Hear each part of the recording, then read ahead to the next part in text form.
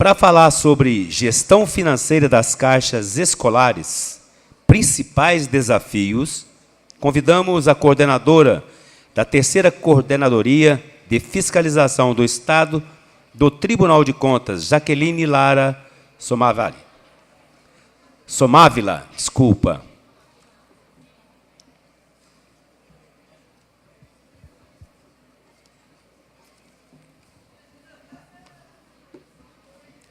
Antes, uma gafe minha, tá? Desculpa de novo.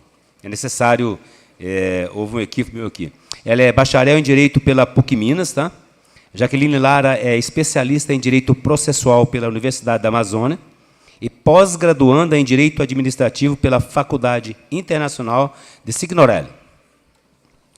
Obrigado. Obrigada. Boa tarde, gente. Eu queria primeiro agradecer o convite da Escola de Contas do Tribunal, que me foi feito para falar sobre esse tema. Pode colocar minha projeção, por favor. É um tema muito interessante para a gente, porque nós acabamos de fazer, eu sou do setor da vertente fiscalização, que a Naila falou hoje mais cedo, eu sou da vertente fiscalização. E a gente acabou de concluir, há mais ou menos 2 semanas, um trabalho nas caixas escolares do Estado. Então, eu estou aqui para falar um pouquinho desse trabalho para vocês e para a gente refletir junto sobre esses principais desafios da gestão financeira de caixas escolares. Hoje de manhã, a Naila perguntou o perfil, mais ou menos, do nosso público aqui, e a gente viu que tem muitos diretores. Então, assim, eu sei que vocês vão saber muito mais que eu sobre esse tema, mas eu já queria adiantar que meu objetivo aqui hoje é que o máximo de pessoas compreenda do que nós estamos falando.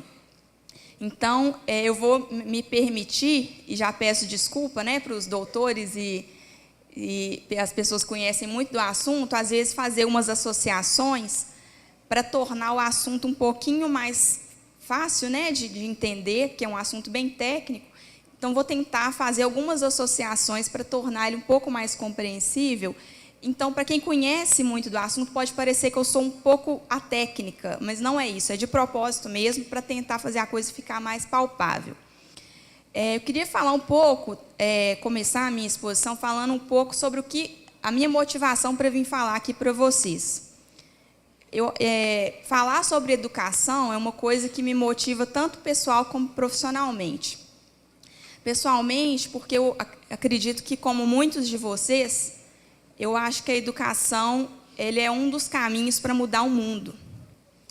Que é somente através da educação que a gente constrói cidadãos que estão preocupados com a sociedade, com a coletividade, e não com o atendimento das necessidades próprias, imediatas. Que é somente através da educação que a gente consegue perceber que um país baseado num sistema de corrupção, de desvios, de privilégios sociais não é bom.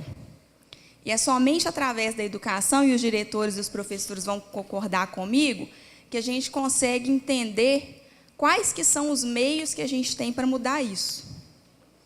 Então, pessoalmente, isso me motiva muito estudar e falar sobre educação. Profissionalmente, também falar sobre educação, para mim, é um desafio, porque cada vez que a gente vai fazer uma auditoria na educação, uma equipe, ela tem que estar extremamente focada no objetivo do trabalho. A gente, no Tribunal de Contas, audita previdência social, saúde, contas, educação, meio ambiente, mineração, uma série de temas tudo que envolve recursos públicos. Todos são um desafio para a gente, mas o nosso maior desafio é sempre a educação. Por quê? Porque quando a gente vai numa escola, a gente se depara com todos os problemas da sociedade. E aí a gente perde o foco, porque a gente quer resolver tudo, a gente quer atuar em tudo. E a gente foi ali, às vezes, para olhar uma coisa, mas tem um mundo, né? Nós estamos falando aqui de drogas, de violência, dos diversos tipos de violência, de questões familiares que desembocam na escola, problemas psicológicos, né? É uma realidade difícil, né? Assim, que tem muita coisa mesmo que acontece e tudo desemboca na escola. Então, a gente tem que ficar muito focado, né, para a gente ir lá e fazer o nosso papel. Eu lembro uma vez que a gente estava fazendo uma auditoria e um colega viajou, foi visitar algumas escolas lá no norte de Minas, e quando ele voltou, eu perguntei, e aí, como é que foi? E ele ficou uma meia hora me contando, assim, mais ou menos, tudo que ele tinha vivido, o que ele tinha, as coisas que eles tinham visto e tudo. E o interessante é que, nessa meia hora, ele não me falou absolutamente nada que era o objetivo do trabalho.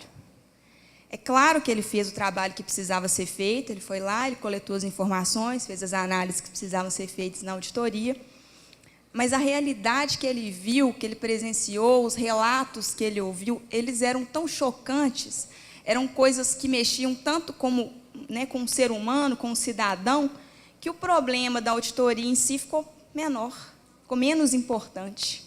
Então, assim, eu falo que a gente, enquanto órgão de controle, quando a gente vai no município, a gente vai auditar a educação, a gente é muito mais cidadão do que fiscalizador. E aí a gente percebe a importância que a gente tem e a capacidade que a gente tem de fazer mudanças, né? Então, assim, é muito interessante a gente sair e ver como que, num contexto que a gente vive hoje de escassez financeira, a gente encontra pessoas extremamente motivadas, extremamente engajadas, que dão conta de fazer, assim, coisas que a gente nem imagina, e aí, de repente, você se depara com isso e fala, nossa, que fantástico, né? Então, é muito gratificante mesmo trabalhar com isso e ver como que tem coisas muito boas no estado de Minas Gerais. Bom, vamos tentar aqui.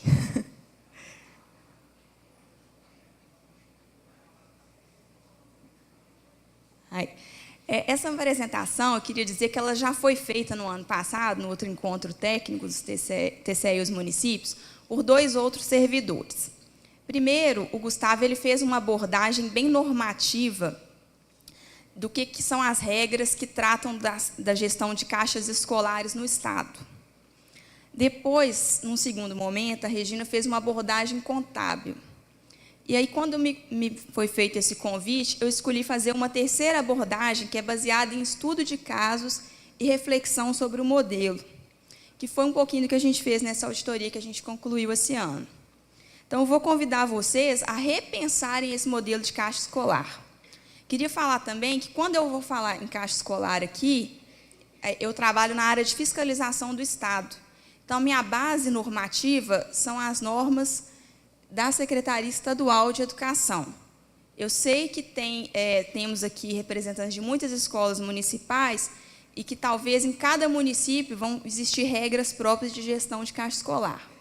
Sei também que muitas das dúvidas se referem a programas federais, como o Programa Nacional de Educação de Alimentação Escolar e que repassam dinheiro, né, através do PDDE. Então, mas isso é a competência do Tribunal de Contas da União. Então, infelizmente, as dúvidas de gestão de recursos federais eu vou ficar devendo.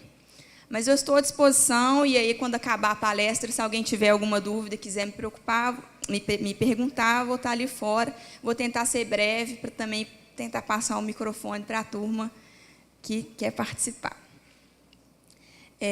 Então, é isso, né? A abordagem ela vai ser feita a partir de estudo de casos, os casos que chegam ao nosso tribunal, né? E nós vamos refletir juntos sobre esses casos. E vamos chegar às conclusões de quais são os desafios.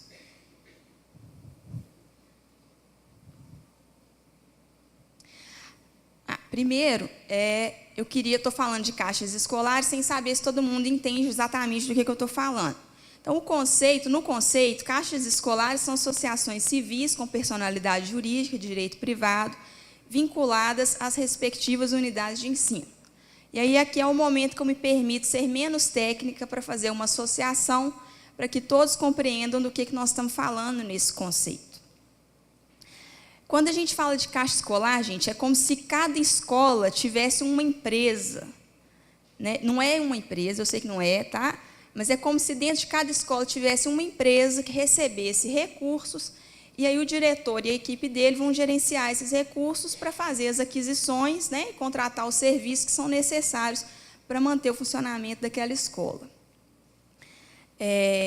O diferente, que não é uma empresa, é porque ela não tem, obviamente, né, uma escola pública, ela não tem finalidade lucrativa, e apesar de ser uma pessoa jurídica de direito privado, ou seja, não é um órgão público, não faz parte da administração, ela não é a escola em si, ela é separada da escola, tem um CNPJ separado, ela recebe recursos públicos, né? Então, eles estão submetidos a regras do setor privado e regras do setor público.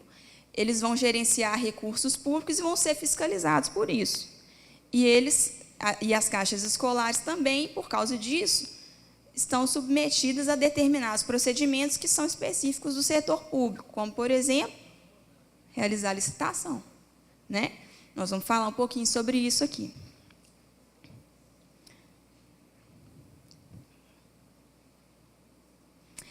Aqui eu faço uma breve apresentação sobre o ciclo das caixas escolares, como que isso é feito, né, no Estado. A caixa escolar, a escola, ela apresenta para a Secretaria de Educação um plano de trabalho, né, falando nesse plano quais são as despesas que são necessárias, o que ela pretende fazer com aquele dinheiro, quanto que ela precisa, quais são as metas, qual que é o cronograma de desembolso, como que isso vai ser utilizado. Apresenta esse plano de trabalho para a Secretaria.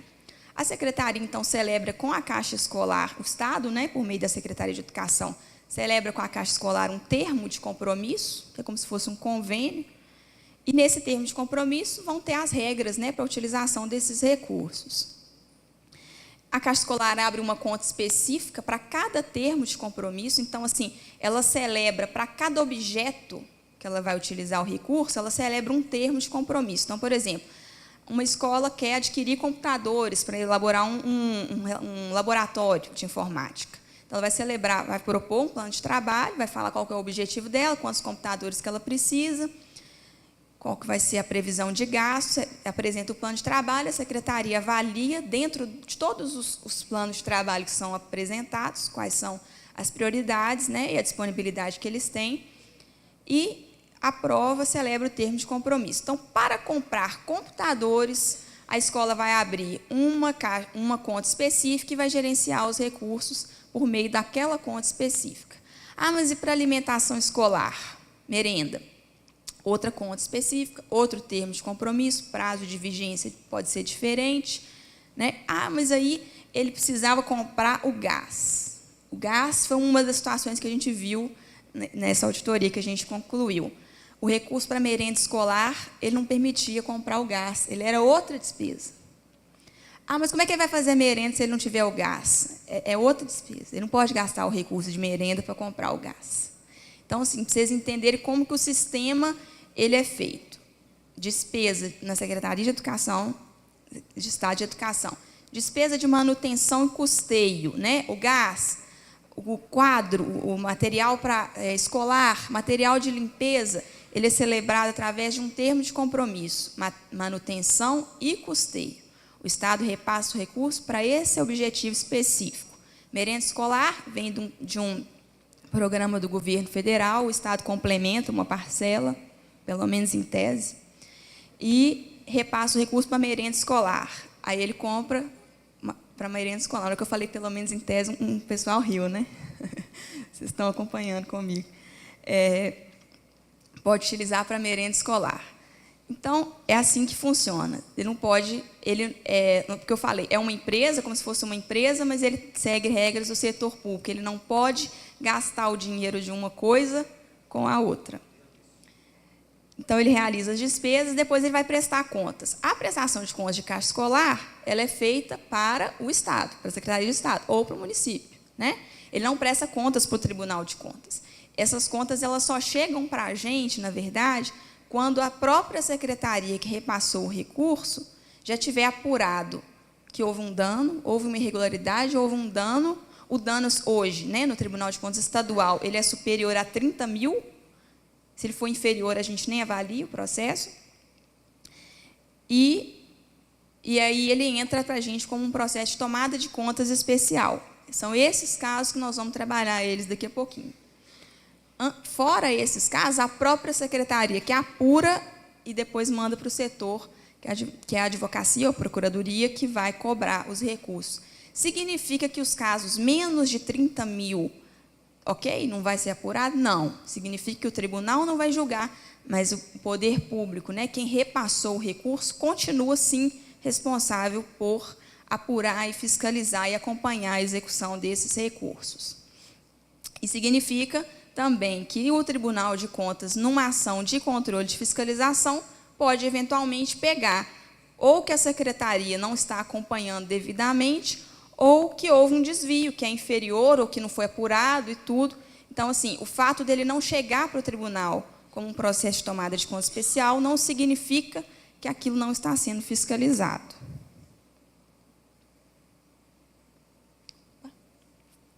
Meu passador aqui está um pouquinho ansioso. Por que a gente vai falar, então, hoje, dessa gestão financeira das caixas escolares? Para vocês terem uma ideia, a gente apurou que de 2014 a 2016, o Estado repassou às caixas escolares mais de R$ 1 bilhão. O diretor de escola vai concordar comigo que deveria ter sido mais, né? Deveria ter sido muito mais. A gente sabe que deveria ter sido mais. Além disso, a Constituição da República determina que qualquer pessoa física ou jurídica, pública ou privada, que utilize, arrecade, guarde, gerencie ou administre dinheiros, bens e valores públicos tem a obrigação de prestar contas.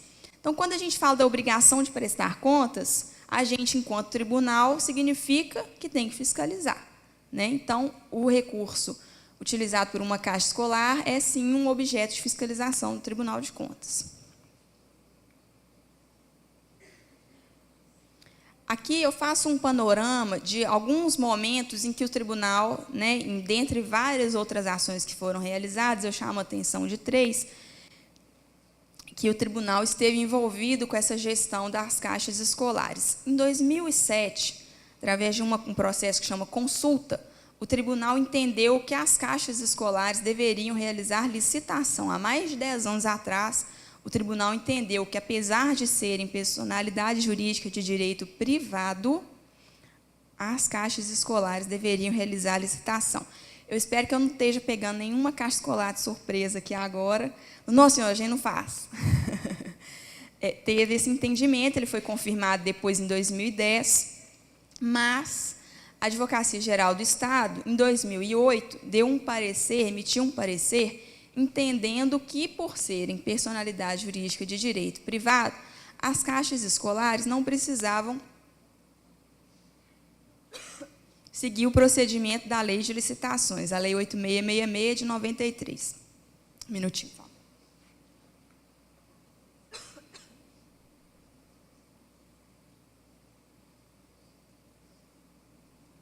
Que sim, elas estavam sujeitas ao regramento, ao artigo 37 da Constituição Federal, os princípios que regem a administração pública, mas que elas não precisavam seguir a Lei 8666. Esse entendimento da AGE, ele foi baseado, né, no seguinte: eles não precisam seguir todos os parâmetros da lei de licitação, mas eles têm que seguir alguma coisa de licitação. Então, eles entenderam que as caixas escolares poderiam fazer um regulamento próprio de licitações. E aí, no Estado, cada caixa escolar desenvolve o seu próprio regulamento. A Secretaria desenvolveu um modelo, tem um modelo, que eu acredito que seja seguido pela maioria das caixas escolares. E aí, quando eu estiver me referindo a licitação, eu estou falando desse modelo que a Secretaria de Educação disponibilizou. Ele é um dos motivos pelos quais a gente vai fazer alguma reflexão aqui hoje. Em 2013, o tribunal realizou uma auditoria operacional em parceria com o Tribunal de Contas da União e outros 27 tribunais de contas brasileiros, com o objetivo de identificar os principais problemas que afetam a cobertura do ensino médio no Brasil. Essa auditoria, ela, dentre várias outras conclusões, ela foi, assim, aqui em Minas Gerais, ela foi baseada em 2 eixos: gestão e infraestrutura. Ela foi um processo, esse processo já foi julgado, e uma das recomendações que o tribunal fez para a Secretaria Estadual de Educação era que ela deveria investir mais na capacitação da gestão financeira dos diretores escolares. Isso era um problema que foi identificado em 2013, nessa auditoria. Quando eu falo que o tribunal fez uma recomendação, não significa que o tribunal deu um conselho para a Secretaria de Educação, tá, gente? Entendam isso dessa forma. O tribunal fez uma recomendação e demandou da Secretaria Estadual de Educação ações. Foi o que a Naila falou aqui hoje mais cedo. Quando a gente trabalha em recomendação, a gente está significando, é como se fosse uma chance para o gestor mudar aquela realidade. Me apresente, gestor, ao Tribunal de Contas, gestor da Secretaria de Educação, um plano de ação dizendo o que você vai fazer a partir de agora para que esse problema seja resolvido. Tá? Então, essa auditoria hoje ela está sendo monitorada, estão sendo monitoradas as ações que, a princípio, a Secretaria de Educação se propôs a fazer para melhorar os problemas que foram levantados. E agora, em 2017, no âmbito do programa Na Ponta do Lápis, dentre várias outras ações de fiscalização e outras ações que estão sendo desenvolvidas no tribunal, coube à nossa equipe realizar uma auditoria com o objetivo de avaliar a gestão financeira dos recursos repassados pelo Estado às caixas escolares, que é essa que eu falei com vocês, que acabou há mais ou menos 3 semanas. Esse processo ele ainda está sendo trabalhado dentro do tribunal, tá, gente? Ainda a secretaria vai se manifestar, né, o que a Naila falou, vai ter um relator, o relator vai conduzir o processo e a gente vai ver os resultados que a gente vai conseguir. Agora eu trago um pouquinho do cenário atual, né, que vocês conhecem muito melhor que a gente. Em 5 de dezembro de 2016, por meio do decreto 47.101, o governador decretou a situação de calamidade financeira do Estado, reconhecendo que nós temos mais despesas do que receitas, né? Por isso que o nosso orçamento é deficitário. Desde então, têm sido constantes os atrasos nos repasses de recursos. E aí, quando eu falo de repasses de recursos e atrasos, eu não estou falando só da educação. A gente sabe que os atrasos são na saúde, né, na segurança pública, nos salários, né? Então, a educação aqui presente vai poder confirmar o que eu estou falando, né? Os atrasos ou não repasse. Aí a charge fala exatamente, a professora fazendo a chamada, papel, giz, apagador, falta mesmo. Assim. Quando a gente foi a campo, a gente viu, né, a gente vivenciou uma realidade, porque na hora que a gente viu, falou, opa, espera aí, que eles não estão repassando os recursos aqui, como é que será que isso está na escola? Né? Quando a gente foi na escola, eu tinha um videozinho para mostrar, mas ele não carregou, então eu vou contar para vocês qual que era o cenário. A gente se preocupou com o então, como é que é a realidade? Como é que eles estão fazendo? Se não está chegando dinheiro para as necessidades mínimas na escola, como que os diretores estão fazendo? E aí o que a gente via, é o que eu falei, assim, que é gratificante para a gente viver isso, porque a gente via a criatividade humana, né? Aí que a gente vê a criatividade humana. Então, a gente viu diretores literalmente passando chapéu, assim, pedindo doações, motivando a comunidade e fazendo de tudo para conseguir dinheiro para manter a escola, porque realmente não estava chegando dinheiro para o mínimo básico necessário. Para a obra, então, assim, raro. Né? Para papel, assim, estou falando do mínimo, né? Papel higiênico, material de limpeza, não chegava o dinheiro, simplesmente a secretaria celebrava o termo de compromisso, não repassava o recurso. Ah, mas não tem o dinheiro, não tem. Então, não repassava. E aí foi aí que a gente se deparou com essas situações de extrema criatividade. Né? Agora a gente entra para... Então, assim, diante disso, o que acontece? O que chegou para a gente, então? Né? E aí nós vamos ver alguns casos mais antigos e outros mais recentes.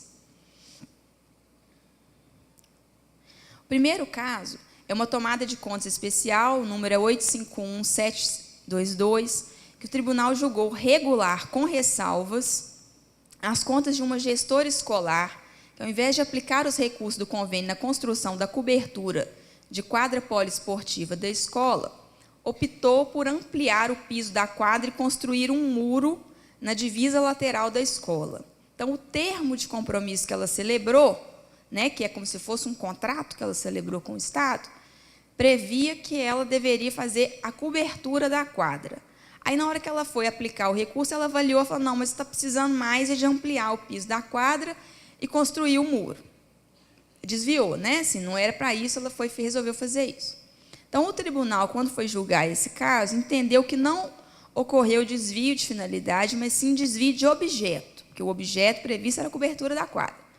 E uma vez que os recursos não foram aplicados no objeto foram aplicados em objeto da mesma natureza, e a coletividade foi beneficiada no mesmo contexto. Então, ela não fez a cobertura da quadra, mas não tinha jeito de fazer a cobertura da quadra, ela justifica, sem ampliar e sem construir o muro lateral. Então, o tribunal, nesse caso, não determinou o ressarcimento do valor, entendeu que o objeto foi cumprido, né?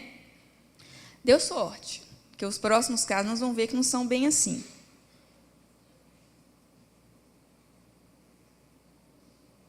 Nesse segundo caso, são 5 casos. No segundo caso, que é outra tomada de conta especial, o tribunal julgou irregulares as contas de uma gestora em razão da não apresentação de comprovantes de despesa e não aplicação de recursos no mercado financeiro, relativos a diversos termos de compromisso celebrados entre 2007 a 2011. Reparem a data, 2007 a 2011, são 5 anos, tá? O valor total do dano apurado foi de mais de R$200 mil, e, além disso, a gestora recebeu uma multa pessoal de R$13 mil. Nesse processo, ela chegou a declarar expressamente que desviou os recursos em proveito próprio.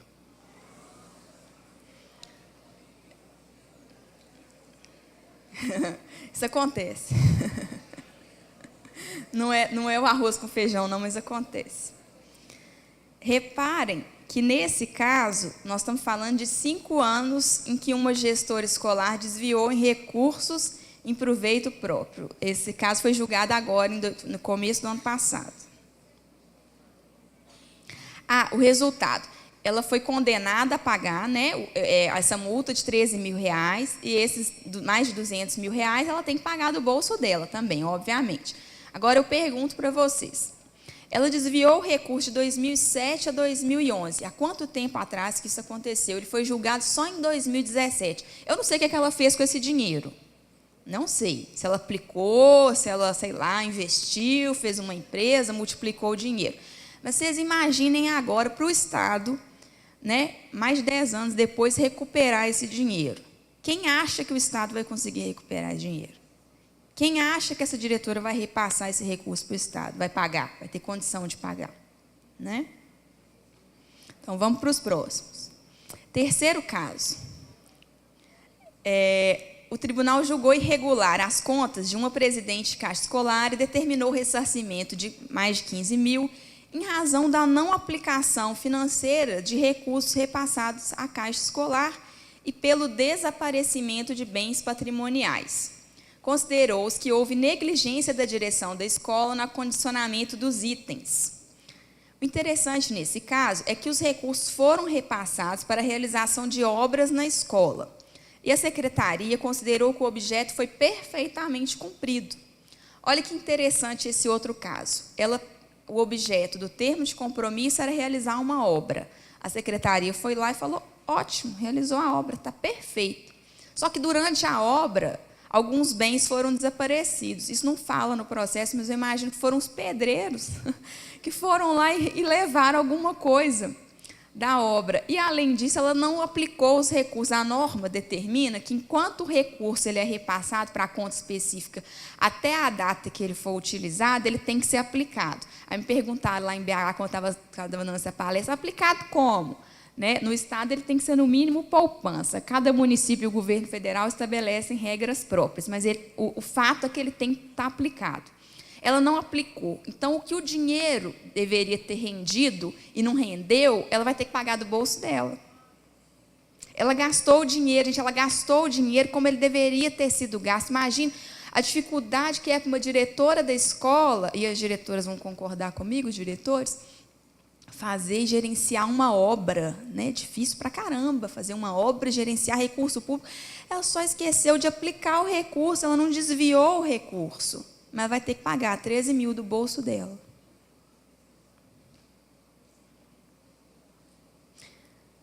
O quarto caso, o tribunal julgou irregular a conta de um gestor escolar em razão do pagamento indevido à empresa contratada, sem a correspondente execução das obras, e determinou que restituísse ao erário estadual o montante de mais de R$ 27 mil. Esse caso é desse ano. Foi julgado esse ano.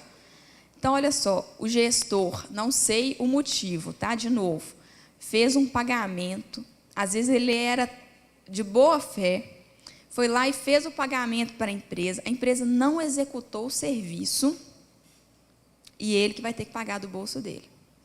Ele pegou o dinheiro para ele? Não, ele pagou a empresa. Não sei, tá, gente? Se ele estava de conluio com a empresa, se ele foi favorecido de alguma forma, o Estado não quer saber. Ele tinha a responsabilidade por gerir o recurso e ele não geriu corretamente. Ele não deveria ter pagado a empresa antecipadamente, sem a obra estar, né, mensurada corretamente, e ele fez aquele pagamento. Interessante é que, na época, talvez, não sei, não conheço o caso a fundo, ele achou que o serviço tinha sido prestado. Quando a secretaria foi fiscalizar, falou que não. Então, né, ele vai ter que pagar mais de R$ 27 mil agora do bolso dele. Nosso último caso, vamos voltar. No nosso último caso, uma escola recebeu mais de R$ 700 mil para realizar obras de ampliação e reforma de seu prédio. A presidente da Caixa Escolar está sendo responsabilizada por ter causado um dano ao erário no valor de mais de R$ 180 mil, tendo em vista o pagamento por serviços não executados e o recolhimento indevido de ISS, QN. Olha que difícil que é para um gestor escolar, ele tem que saber de tributo, né? Recolhimento de tributo. Alguém teve formação para isso? Para poder saber que tributos que regem na hora que você está fazendo uma contratação, você tem segurança para saber como é que você faz esse recolhimento, como é que você faz esse pagamento? Difícil, né? Em sua defesa, a gestora alegou que não tinha a mínima experiência, quanto menos formação adequada para administrar, coordenar ou gerir as obras de ampliação da escola. Este processo ainda está pendente de julgamento, ele não foi julgado, mas tudo indica que a empresa contratada, que recebeu o valor sem prestar o serviço, também será responsabilizada. É um caso um pouco parecido com o anterior, com o caso 4. Mas, no caso 4, a diretora pagou sozinha, vai pagar sozinha. Nesse caso, parece que a empresa que recebeu também vai ter que pagar junto, solidariamente. Tá? Não significa que o diretor vai sair desse papel, não. Mas que a empresa... Isso, para nós, representa uma evolução, tá? nas nossas decisões lá no tribunal.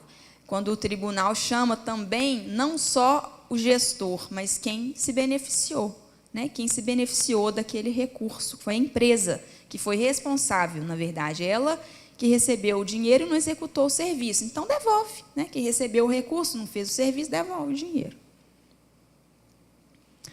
Agora, eu coloquei aqui umas imagens, eu queria que vocês pensassem um pouquinho sobre essas imagens e observassem, pensassem o que vocês acham que elas têm em comum.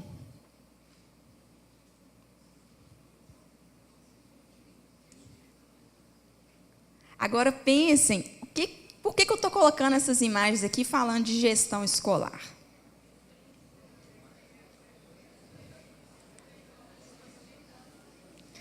Quando eu coloquei essas imagens, eu busquei essas imagens, eu estava falando aqui, ó, um moço, né, o pessoal subindo numa torre altíssima, a polícia numa operação perigosa, né, com armas e tudo, um alpinista, os bombeiros num incêndio, né, um operário, né, na construção. Para mim, elas representam profissões de risco, né? E quando eu falo de gestão escolar, de gestão financeira de caixa escolar, eu penso que também é uma profissão de risco, né? Ser gestor de caixa escolar é uma profissão de risco. Nós estamos aqui com 5 casos, né? 5 casos demonstram isso, que é uma profissão de risco. Por quê? Primeiro, que você está lidando com dinheiro público. O dinheiro não é seu, você não sabe, assim, você não tem a liberdade para gastar da forma como você acha que é melhor. E, às vezes, a forma como é a melhor, ela não é a que está prevista na norma. Então, não é fácil, né, fazer isso.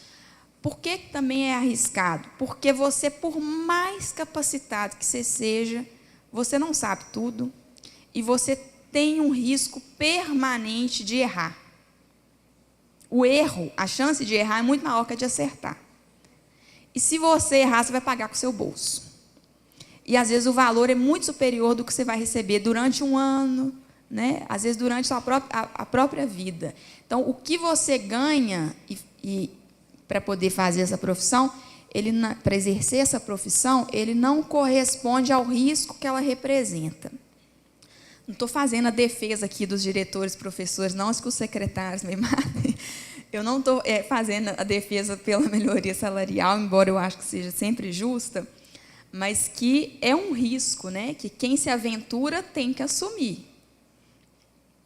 E aí, quando eu falo assim, quando um bombeiro ele tem que enfrentar um incêndio, ninguém pergunta para ele se ele está capacitado para enfrentar um incêndio, parte do pressuposto que está, ele assumiu, ele vai exercer aquela profissão, vai combater o incêndio. Né? Da mesma forma, um gestor escolar. Ele tem que administrar os recursos, ele tem que administrar a escola, ele tem que fazer uma série de funções. Ninguém perguntou para ele se ele está preparado, mas ele assumiu. Então, vai ter que assumir o risco também. Né? Então, agora a gente começa a parte das reflexões. No modelo da Secretaria Estadual de Educação, eu falei que eles preveem um regulamento próprio, que a Caixa Escolar pode desenvolver um regulamento próprio de licitação. A menos que o gestor seja um advogado, o diretor seja um advogado, ele não vai conhecer regra suficiente para poder desenvolver um regulamento próprio de licitação. Tá? Ele vai ter que conhecer a lei de licitações e o sistema todo de licitações para encarar e falar, olha, o regulamento de licitações da minha escola é esse. Então, normalmente, eles vão seguir, sim, o modelo que a Secretaria de Educação coloca. E, nesse modelo, a Secretaria coloca 3 opções para realizar a licitação. Na verdade, são 2 e mais a chamada pública, que é específica para a aquisição de merenda escolar, né, do programa de alimentação escolar, do governo federal.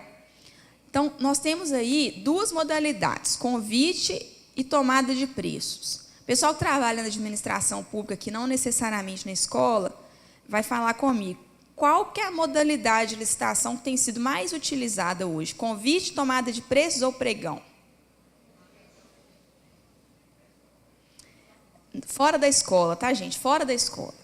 Convite, tomada de preços ou pregão? No modelo de regulamento da secretaria, as escolas não fazem pregão. Por que será? Né? Então, vamos pensar. Por que a administração pública toda hoje está fazendo pregão eletrônico, né? Eletrônico, contratando com o Brasil inteiro, às vezes fornecedor até de fora do mundo, e as escolas continuam fazendo modalidades normais da lei de licitação. E quando eu falo modalidades normais, é porque as regras são idênticas. Né? A AGE falou que não precisava as caixas escolares estarem submetidas ao procedimento da Lei 8666, mas as regras são idênticas, o procedimento é idêntico ao da Lei 8666. Eles não fazem pregão. Outra coisa que chamou atenção também nesse modelo é que o diretor, né, o presidente da Caixa Escolar, que é o diretor, ele tem que constituir uma comissão de licitação. E essa comissão de licitação ela é formada por pessoas associadas à Caixa Escolar no Estado. Quem são essas pessoas? São professores, servidores da escola, às vezes pais, né? Pessoas que se associam à Caixa Escolar. Aí, no regulamento, fala o seguinte, que as atividades da comissão de licitação têm que ser realizadas em paralelo. E a pessoa, com as atividades normais do servidor público, ela não recebe nada para ser integrante da comissão de licitação, e ele tem que realizar as atividades dele sem prejuízo das funções dele enquanto servidor público. Então, por exemplo, um professor ele tem uma determinada carga horária que ele tem que cumprir, e ele, se for da comissão de licitação, ele tem que fazer a licitação sem prejuízo da carga horária. Aí eu pergunto, quem que vai querer ser de uma comissão de licitação? A menos que você seja muito amigo do diretor e ele te pede, pelo amor de Deus, ou ele traz um bolo que ele faz, aquele delicioso, ou ele te convida para jantar na casa dele. Então, assim, a situação do diretor, convidar. Olha que convite, né? Uma pessoa para compor a comissão de licitação da escola e é um presente grego, né? Você vai, aqui, amigo, pelo amor de Deus, me ajuda, faça parte da minha comissão de licitação, eu preciso de uma comissão de licitação e eu preciso de quem componha, assume isso para mim, pelo amor de Deus. Ainda bem que o presidente do tribunal não está aqui hoje, mas eu falo que eu trabalho no tribunal, sou servidora do tribunal há 10 anos, que o dia que alguém me falar assim, Jaqueline, a partir de hoje você vai ser convocada a participar da comissão de licitação, eu não durmo mais. Eu trabalho com licitação há 10 anos, né, dentre outros temas, e no dia que alguém me falar, você vai ser da comissão de licitação, eu não durmo, porque eu vou estudar a legislação a noite inteira para não errar, porque a chance de errar é maior que de acertar. E que depois de 5, 10 anos, alguém pode te responsabilizar por isso, por uma coisa que você fez querendo acertar, você errou. Não sei se vocês observaram, nesses casos, nos casos 1 a 5 que eu trouxe, a responsabilidade caiu sobre alguém da comissão de licitação? É um incentivo, né? Aí, ó, diretores agora falam, gente, não pode ficar tranquilo que a responsabilidade só recai sobre o diretor. Isso é porque o tribunal não pensou sobre isso, mas no dia que pensar, pega a comissão também, tá, gente? Então, mas não contem isso para as pessoas, não. Mas a comissão também, sim, tem responsabilidade, tá? Nos processos normais, elas são chamadas, sim, mas nos de caixa escolar, até hoje, eu não vi nenhum caso que a comissão foi responsabilizada. A intervenção. O conselho também, né, Jaque? O conselho, vou falar. Outra coisa interessante é que, sobre o modelo que a gente precisa refletir, é sobre a prestação de contas. Na auditoria, a gente observou que tinha mais de 3 mil, o Estado tem mais de 3 mil caixas escolares, tá? E tinha, em maio do ano passado, de 2017, mais de 150 mil processos pendentes de análise. Isso representava aproximadamente 3 bilhões de reais que o Estado repassou às escolas e não fiscalizou. O diretor prestou contas, o Estado nem olhou. A prestação de contas ela não foi analisada ainda. Mais de 150 mil processos, tá? Aí vocês lembram daquele caso lá da diretora que utilizou recurso de 2007, a partir de 2007 até 2010, e que só em 2017 que ela foi julgada? Por quê? Né? Foram 5 anos que ela foi utilizando recursos e aproveitando os recursos para ela desviava, né? Desviava em benefício próprio. E ninguém pegava. Ninguém pegava, né? Então, o Tribunal de Contas não pegava, mas a responsabilidade inicial é de quem repassou o recurso, a secretaria também não avaliava. Então, significa o quê? Que a Caixa Escolar celebra um termo de compromisso, ela presta contas, está certo ou está errado, ela entrega a prestação de contas, ela entregou a prestação de contas, a secretaria considera que está ok, libera mais recursos para o ano que vem. Tá? Ela não avaliou a prestação de contas, mas se a escola entregou, está ok. Só existe, então, uma possibilidade da escola ser suspensa, ela não receber recurso. Estou falando no Estado, tá, gente? Se ela presta contas e se ela deixa de prestar contas, se ela deixa. Ou se a secretaria consegue fazer esse acompanhamento em tempo real. Né? Se ela consegue, de repente, falar, não, as contas desse ano nós vamos analisar no ano que vem. As contas desse ano e os para trás a gente vai resolvendo. Então, assim, a cada ano, imagine, nós temos mais de 3 mil caixas escolares. As caixas escolares prestam contas para as 47 superintendências estaduais. E essas superintendências que analisam essas prestações de contas. Imaginem o estoque, né? Vai acumulando, vai acumulando. Se cada caixa escolar celebra pelo menos um termo de compromisso, significa que são pelo menos 3 mil processos para uma superintendência analisar. Para uma não, né? Para as 47 superintendências analisarem. Né? Será que eles dão conta de analisar isso? Então, são os desafios que a gente vai refletindo aqui no modelo.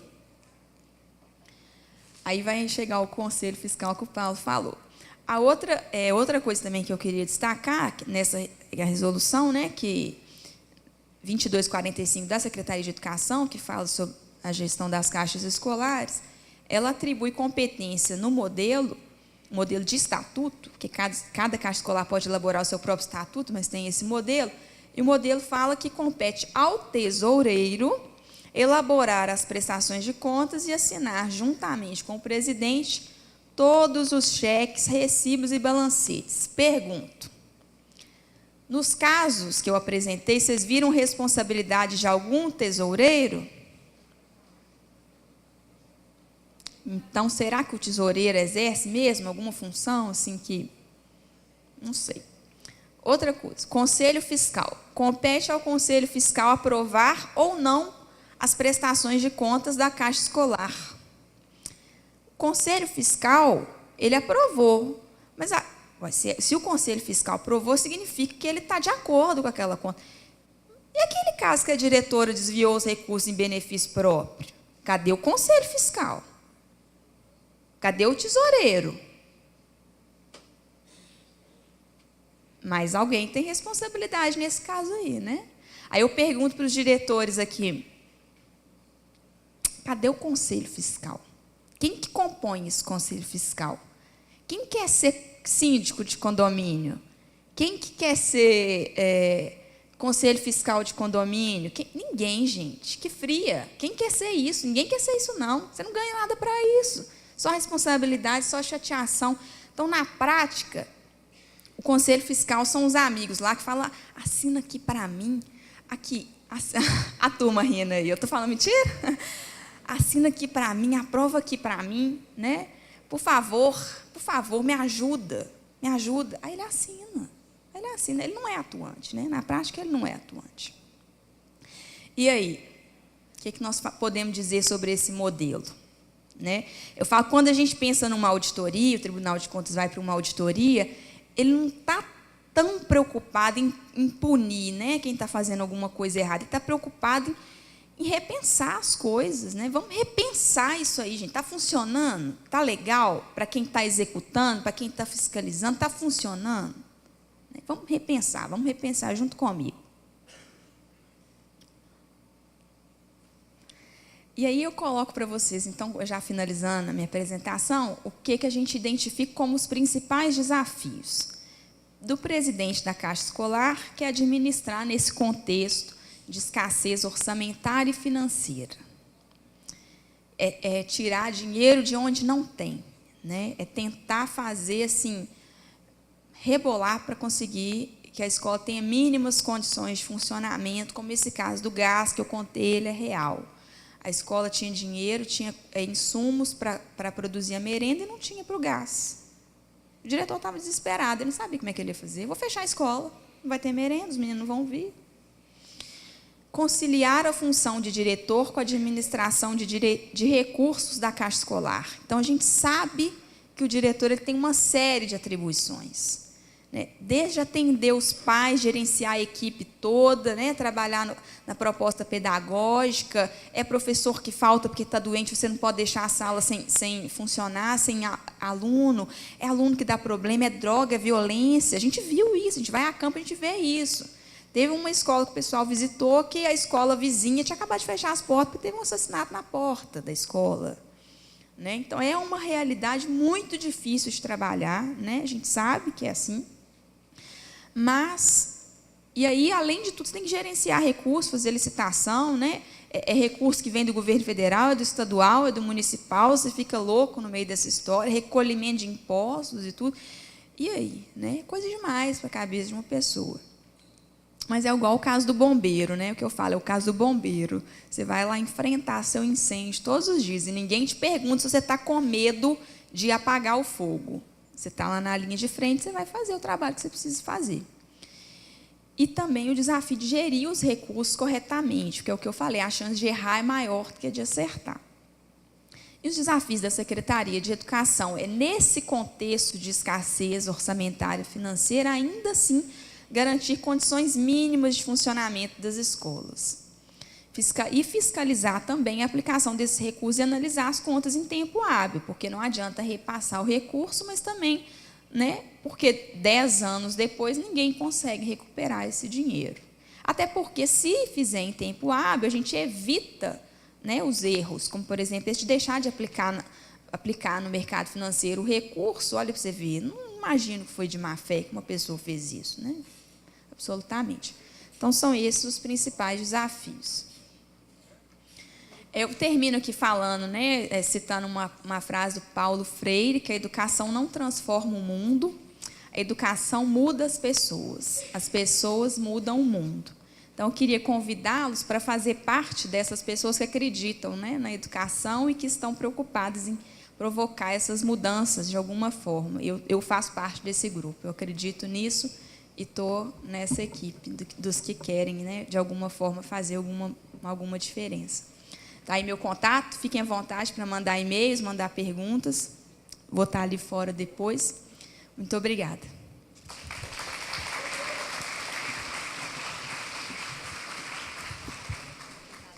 Passaremos agora para outro palestrante, e neste momento, para falar sobre educação empreendedora, parceria com o SEBRAE Minas Gerais, convidamos o analista técnico do SEBRAE, da microrregião de Pouso Alegre, o senhor Anderson Machado de Faria.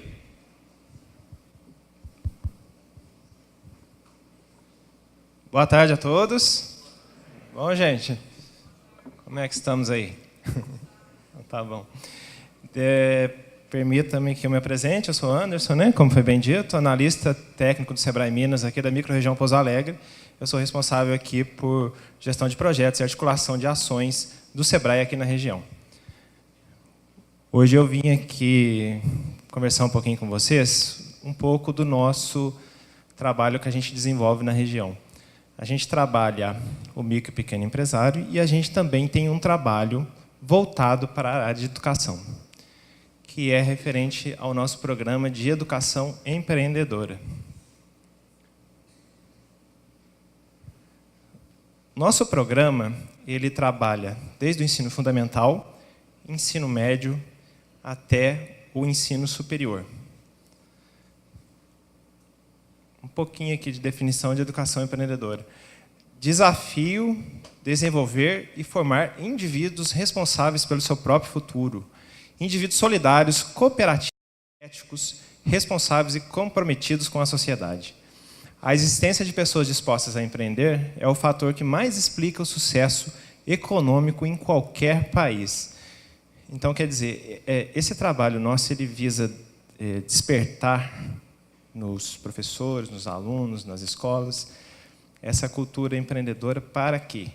Para que a gente consiga desenvolver cada vez mais produtos, cada vez mais soluções, cada vez mais serviços que venha trazer benefícios para toda uma comunidade. A ambiência empreendedora na escola. Então, quer dizer, o empreendedorismo. Conjunto de comportamentos e hábitos que podem ser adquiridos, praticados e reforçados. Tornar capaz de identificar, gerir e aproveitar oportunidades. Então, quer dizer, se o ambiente ele é favorável na escola, o aluno ele vai ter muito mais condições de desenvolver trabalhos, de ter ideias, de desenvolver soluções para uma sociedade. Então, quer dizer, é importante essa ambiência onde ele está inserido. O papel do educador aqui nesse nosso programa que a gente está denominando aqui, que ele é um agente de transformação. Ele é um educador empreendedor, ele não transmite apenas conhecimento, ele media, ele facilita a busca dele. Ele estimula o educando a descobrir suas habilidades e desenvolver competências, potencializando a capacidade de empreender para a própria vida. Então, quer dizer, a gente está fazendo vocês, né, no caso aqui a grande maioria, que é o educador, um papel fundamental nesse programa, que é de facilitar, de estimular o aluno a desenvolver cada vez mais esse potencial empreendedor, que às vezes está intrínseco, né? Não está visível para todos. O empreendedorismo no ensino. Desenvolver a cultura empreendedora requer o envolvimento de toda a instituição de ensino.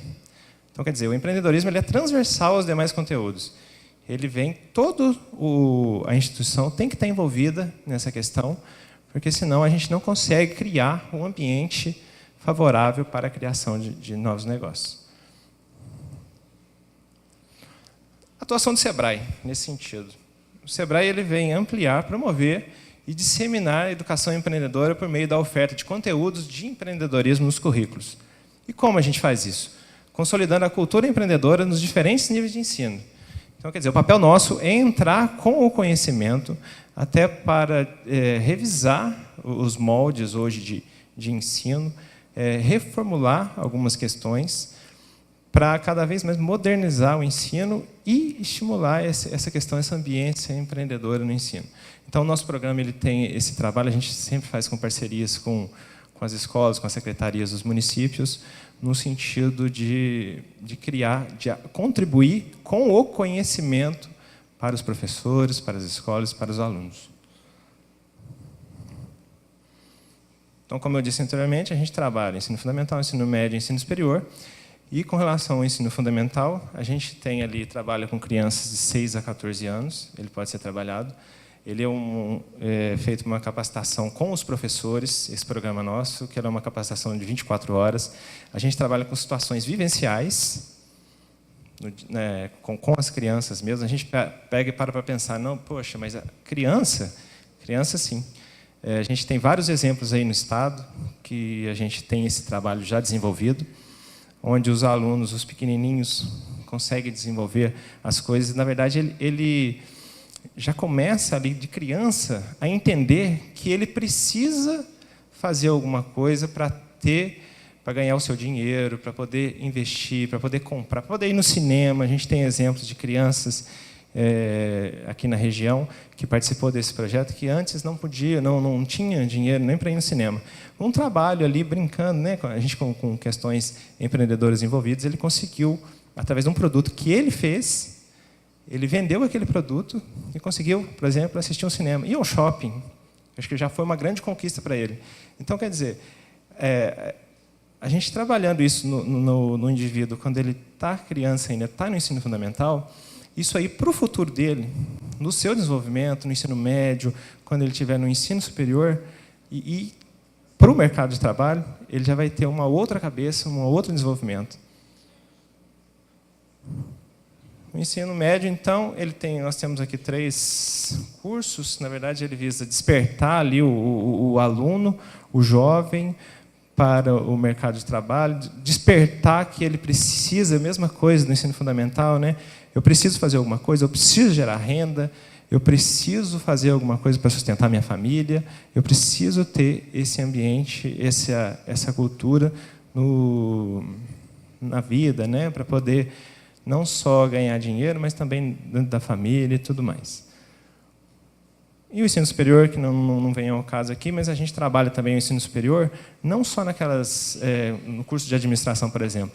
A gente trabalha, sim, nos demais cursos, porque, querendo ou não, todos os cursos, um médico, por exemplo, ele vai se formar, ele vai depois montar uma clínica, um advogado, ele vai se formar, depois vai montar um escritório. Então, assim, a questão da noção empreendedora é fundamental. Nesse sentido, a gente trabalha muito nessa linha. Então, os benefícios. Quem são os beneficiados com isso tudo? São os alunos, os professores, a escola, a família e a comunidade. O aluno ele torna-se protagonista da sua vida e desenvolve uma postura empreendedora à frente à comunidade e ao mercado de trabalho.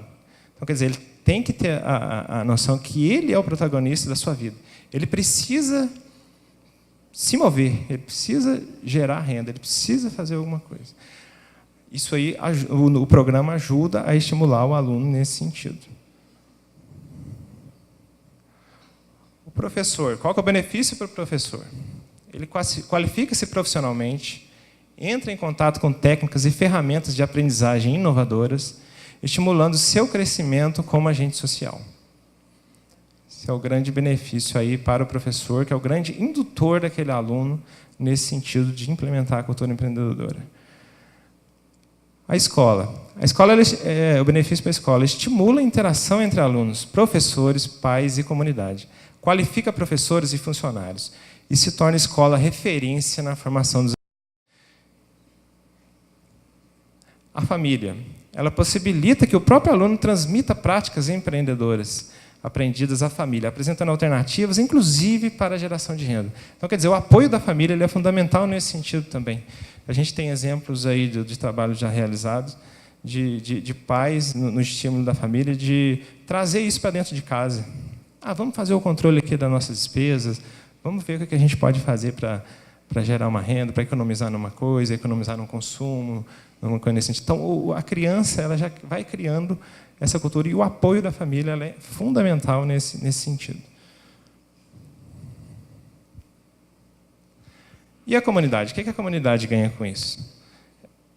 Aproxima a comunidade do ambiente escolar, disseminando a educação empreendedora, que contribui para o desenvolvimento do desenvolvimento local. Então, quer dizer, a gente fez todo esse trabalho, a gente criou a cultura empreendedora, a gente desenvolveu ações para, no fim, a comunidade ser beneficiada com isso. Então, quer dizer, a gente tem, hoje em dia, os alunos eles são, às vezes, ensinados a serem empregados.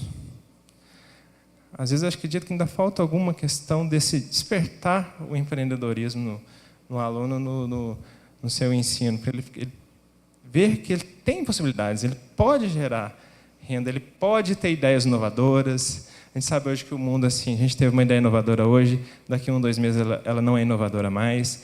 Então, a gente tem exemplos próximos aqui, nossos, de desenvolvimento de base tecnológica, por exemplo, em Santa Rita do Sapucaí, onde criou-se uma ambiência de desenvolvimento tecnológico na cidade. Então, assim, essa questão do empreendedorismo, a gente ajuda a identificar aquele território. A gente chega no fim e consegue criar uma marca para o território. Aqui eu trouxe alguns dados aqui só para exemplificar para vocês. Nosso atendimento de 2015 a 2017, tá? A gente atendeu um total de 2.882 instituições de ensino. São mais de 590 mil potenciais empreendedores atendidos, 488 municípios e 21 mil professores capacitados. É um trabalho que a gente vem desenvolvendo, a gente pretende, tá? A gente vem aqui plantar uma sementinha com vocês aí, implantar isso também aqui, não só no município de Pouso Alegre, como em toda a região do sul de Minas. A gente continua com esse trabalho, é um trabalho continuado, ele vem desde 2014, 15, 16, 17, e nesse ano a gente pretende intensificar ainda mais aqui no município. Bom, falei aqui um monte de coisa, um monte de teoria. Eu queria, nada melhor assim, para exemplificar o programa, trazer 3 convidadas aqui, que são da cidade de Santa Rita do Sapucaí, que participaram do nosso programa, e elas vêm trazer casos reais aqui do que foi feito de transformação, o que aconteceu, né, na cidade.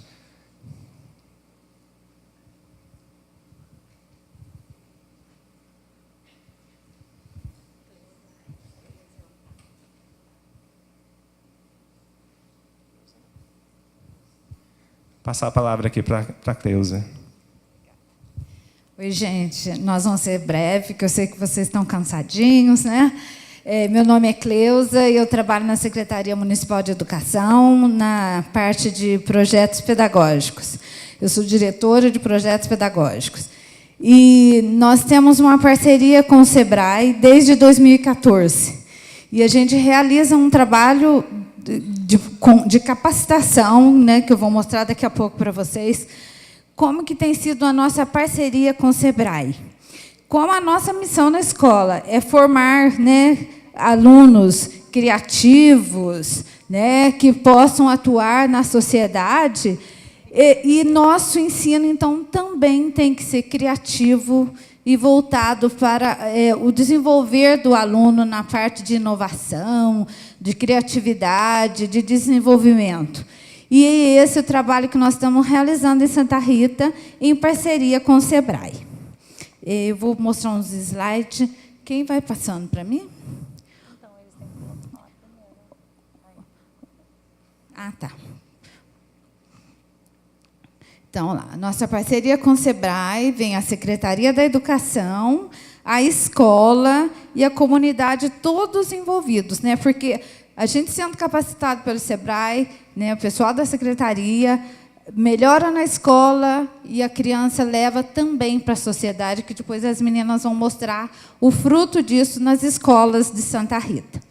Nós recebemos, em 2013, um kit de Belo Horizonte com vários livros, tanto para aluno quanto para professor, de livros para a gente trabalhar nas escolas. E aí nós começamos a estudar esse livro em 2013, e as meninas começaram a trabalhar esse livro, do 1º ano ao 9º ano. Pode passar. Aí são esses livros, eu fui só alguns, né? Mas os livros vieram para... esse é do aluno, o do professor é diferente, né? É sem ser colorido, e com as instruções de como trabalhar esse livro com a criança. E aí nós começamos a trabalhar. Aí, em 2014, nós fizemos uma parceria com o SEBRAE de capacitar os professores da rede para poder estar aplicando esses livros na rede. E a parceria do SEBRAE foi o seguinte: capacitou 370 professores da rede municipal com 32 horas de capacitação cada professor. E aí, no final de toda a capacitação, nós fizemos nossa primeira feira. Vocês estão vendo daí, só uma noção da feira, mas cada escola tinha um stand, cada escola trabalhou um tema, que era aqui. O 1º ano trabalhou o mundo das ervas aromáticas, que são aqueles livrinhos que vocês viram. O 2º ano, temperos naturais. O 3º, oficinas de brinquedos ecológicos. O 4º ano, locadora de produtos. O 5º, sabores e cores. O 6º ano, ecopapelaria. E o 7º ano, artesanato sustentável. Nessa época, a gente tinha até o 7º ano. Agora, a gente já tem até o 9º. Então, dos livros do 8º e 9º, nessa época, a gente não trabalhou. Pode passar? Aí tem a amostra de algumas crianças, né? Eles passaram rapidinho, que foi realizado nas escolas, o trabalho que eles fizeram, né? Depois vocês vão ver nas fotos das meninas, que são as crianças mesmos mexendo, fazendo, aprendendo, né? E crescendo junto com isso. Pode passar. Aí, em 2015, nós terminamos a capacitação, porque eram 370, então nós dividimos em 2014 e 2015. 2015 encerrou a última turma da capacitação do SEBRAE, né, com os professores, e essa capacitação, o que aconteceu? Foi repassada aos 3.000 alunos da rede. A gente pôs 3.000, mas a gente um pouquinho mais. Que todos os alunos tiveram, né, a oportunidade de participar dessa cultura empreendedora, né, que ajudou eles a crescerem e levarem para casa também. Aí tem a capacitação que foi feita no SEBRAE, lá em Santa Rita, na sala do SEBRAE, né? Aí depois veio a feira cultural. E cada feira a gente colocava um tema. Então, esse ano de 2015 foi Viajando pelo Mundo da Imaginação. O que nós fizemos? Nós reunimos no começo do ano os professores e fizemos um sorteio. Cada escola pegou um livro de fábulas, e eles trabalharam durante o ano dentro do livro de fábulas. E depois, no final do ano, né, nós fizemos uma feira dentro disso. O tema foi a leitura, né, mas tudo envolvendo a educação empreendedora. Como que a gente podia ser trabalhado aquele conto de fábulas no crescimento do aluno lá fora, sabe? E, deixa eu ver, pode passar, gente.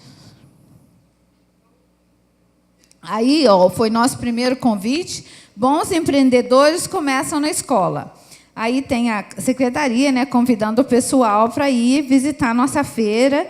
Mas aí nós colocamos aqui a professora, primeiro, na escola, ela fez um trabalho muito bom com os alunos, distribuiu o livrinho, punha para ler, eles tinham que ler em casa para o papai, a mamãe tinha que fazer um relato da história que ele leu em casa para levar para a professora, o que a mamãe tinha achado da história, o que aquela fábula trazia de crescimento para eles, para a vida, né? E, no final do ano, a gente fez uma feira. Então, essa aqui fez do Mickey, mas aí nós trabalhamos os gibis, né? Essa escola ficou com os gibis, mas não é fábula. Mas era uma leitura diferente, porque quando eu era pequena, eu li muito gibi. Você não vê a criança ler gibi mais. Não, a gente não vê mais gibi. Então, a gente tinha que incentivar também outro tipo de leitura na escola. Aí, em 2016, ainda na capacitação, junto com a secretaria, com o SEBRAE, nós trabalhamos os ritmos brasileiros, né, que tinha como objetivo, responsabilidade, oportunizar às crianças o conhecimento da pluralidade cultural.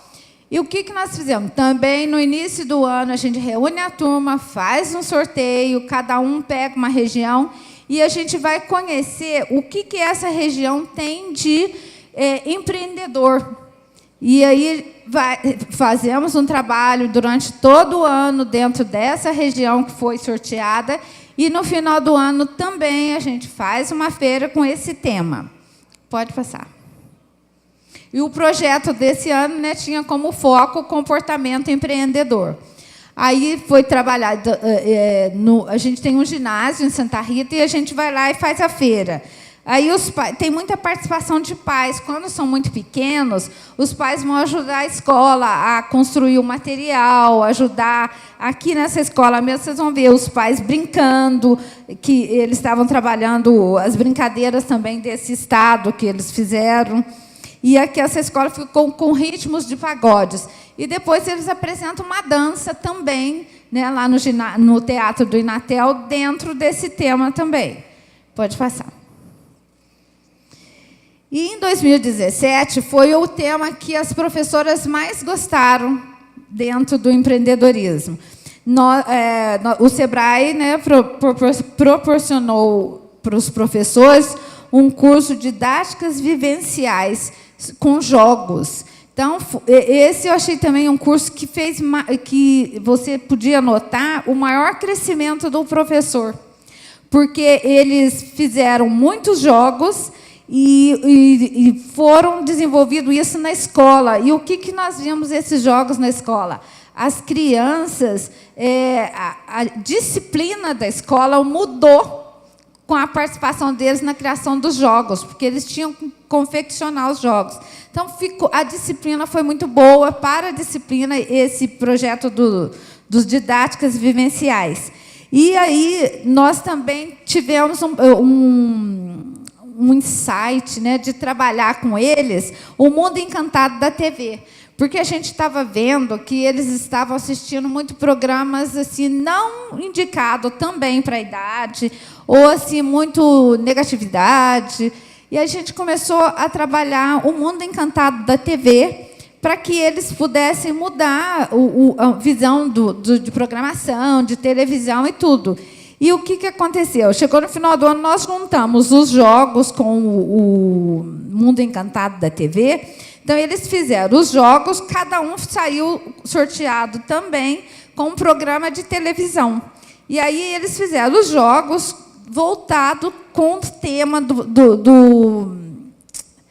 o mundo encantado da TV. E, nesse ciclo de aprendizagem de jogos, o que foi feito? O objetivo era fazer, descrever, refletir, decidir e mudar. Então, isso foi trabalhado na confecção dos jogos, né? E aí foi onde nós vimos a grande mudança que teve dentro da escola. Pode passar. Uhum. Não, pode passar. Você já passou tudo? Só mais um. O meu está acabando, gente.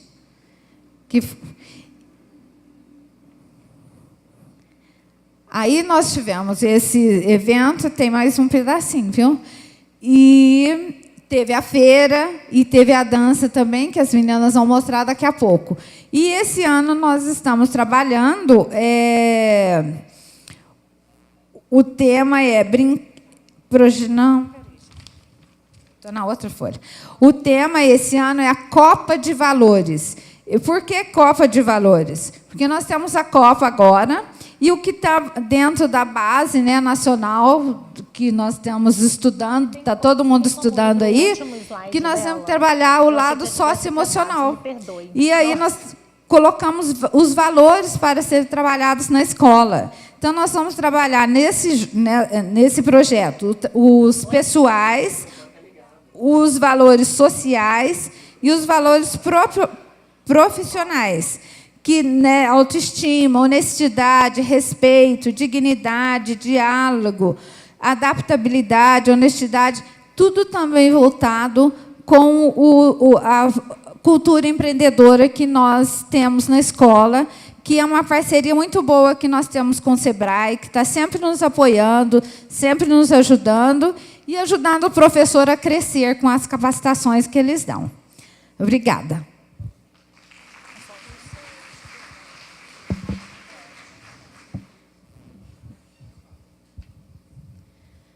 Boa noite a todos. Meu nome é Andréia, eu sou diretora da Escola Municipal e, aliás, da maior escola municipal de Santa Rita. Atualmente, 940 alunos, vai da educação infantil ao 9º ano. E a gente desenvolve, né, nas crianças essa cultura empreendedora desde muito cedo, né? Como nós recebemos essa capacitação e tem sido muito proveitosa. Até eu ouvi ali, né, o pessoal que estava atrás da gente falando, mas como será que é isso? De citar o exemplo, né? Então, na verdade, a apresentação nossa, agora, né, nós vamos finalizar com o que está sendo feito na escola, né, o que a gente desenvolve na escola, que tem sido muito proveitoso. E a escola minha é situada na periferia lá de Santa Rita, ela é um pouco distante do centro da cidade, mas ela atende um bairro, vários bairros. Ali é a única escola que tem. E as crianças, na verdade, a oportunidade que eles têm de aprendizagem é a escola, porque as famílias, a maioria das famílias são carentes, inclusive de cultura, né? São pouco, a maioria dos pais não tem muito estudo, então tudo que eles aprendem, a oportunidade que eles têm é com a gente. Então, nós vamos estar aqui apresentando um pouquinho para vocês do que nós estamos fazendo em relação à cultura empreendedora.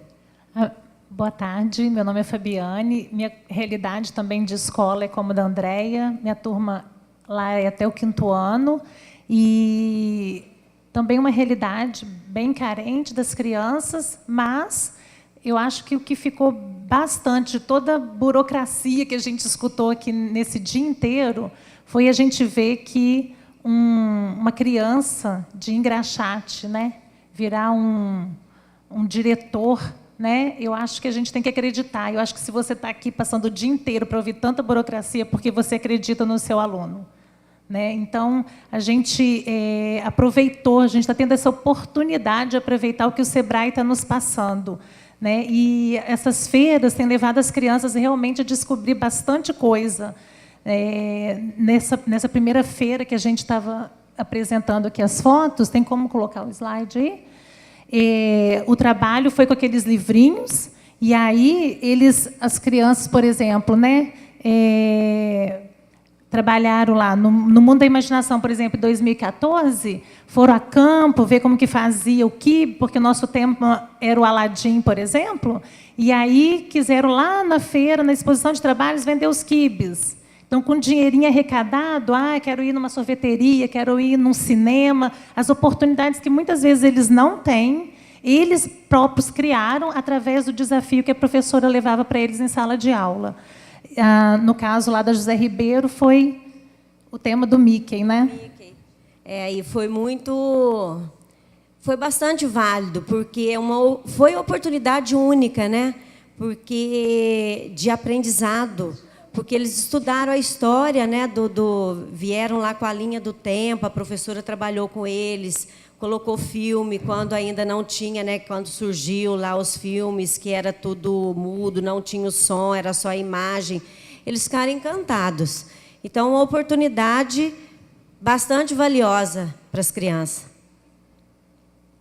Os artesanatos que foram feitos, né, no caso da escola da Andréia, aí eles colocaram ali, pediram para colocar o lucro deles de R$800. Essa professora aí, inclusive, até eu trouxe, mas eu falei, deixa no carro, porque a professora está lá até hoje. Hoje ela está como minha vice-diretora. Mas ela fez um trabalho que, na época, o lucro da turma, de uma única turma, foi de R$ 800, os produtos vendidos na feira, confeccionados por eles durante o trabalho, né, na escola. As crianças também, né, gostam da dança, então a gente tem essa apresentação de dança também na cidade. Durante todo o mês de agosto, setembro, acontece Cidade Criativa, Cidade Feliz, que é um evento lá em Santa Rita. Não sei quantos tiveram a oportunidade de participar desse evento, que é bem bacana.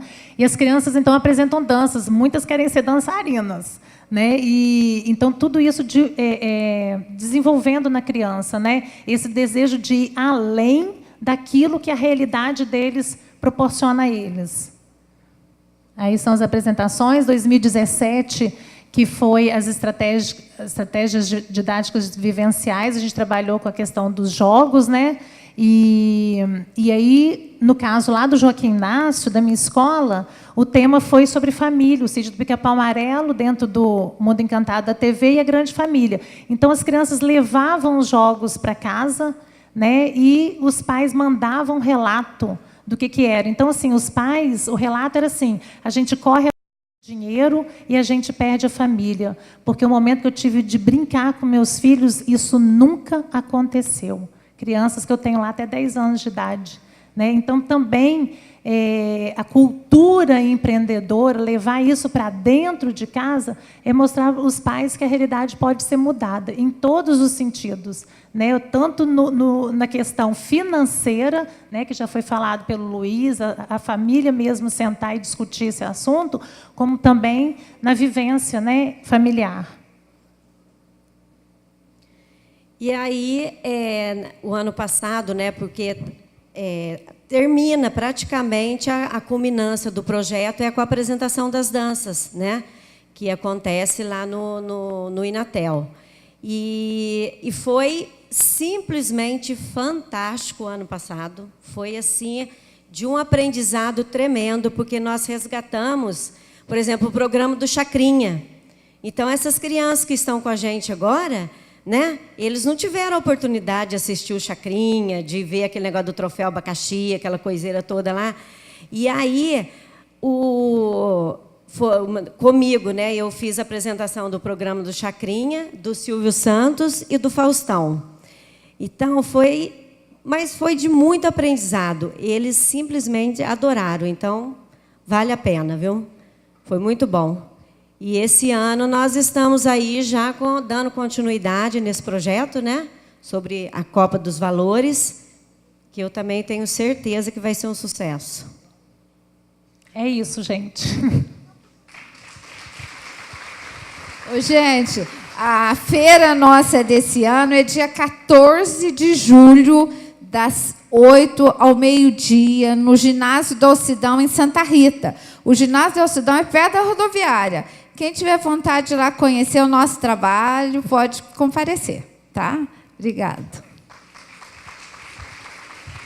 Gente, então eu queria agradecer vocês aí. Na verdade, a gente quis trazer aqui, plantar uma sementinha e mostrar que nós somos agentes de transformação. Os professores são agentes de transformação. Eu acho que se a gente trabalhar junto numa comunidade, a gente consegue, sim, gerar transformação no município. Eu acho que essa é a grande questão, o grande X da questão aqui que a gente trouxe, tá? Obrigado a todos aí. Precisando, a gente está lá no Sebrae, tá? Estamos à disposição.